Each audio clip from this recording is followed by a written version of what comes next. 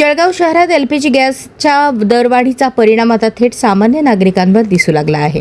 गॅसच्या किमती वाढल्यामुळे रिक्षा चालकांनी प्रवासी भाड्यात वाढ केली आहे। रिक्षा चालकांचे म्हणणे आहे की गॅसच्या वाढत्या दरामुळे त्यांचा रोजचा खर्च मोठ्या प्रमाणात वाढलाय, त्यामुळे भाडे वाढवणे भाग पडले। मात्र या निर्णयामुळे प्रवाशांमध्ये नाराजीचे वातावरण निर्माण झाले आहे। रोजच्या प्रवासासाठी रिक्षावर अवलंबून असलेल्या नागरिकांना याचा मोठा आर्थिक फटका बसत आहे।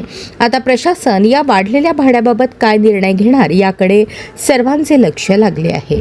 काय नेमकं कारण आहे? दादा ते गॅसचे जास्त भाव वाढले ना आमचे, म्हणून आम्हाला ते भाडं वाढवल्याशिवाय पर्याय नाही। आणि जेव्हा 20 रुपये सीट होतं तेव्हा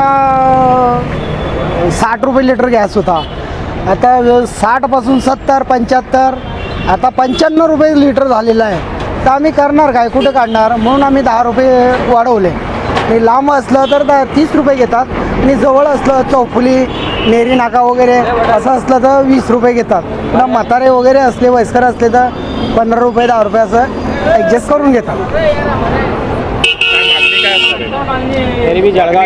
मागणी आता पंप चालू व्हायला पाहिजे, आणि जो जुना रेट आहे आपला 60 रुपये तो 60च झाला पाहिजे। 60 झाल्यानंतर आम्ही करू मग काहीतरी। तुमचं नाव?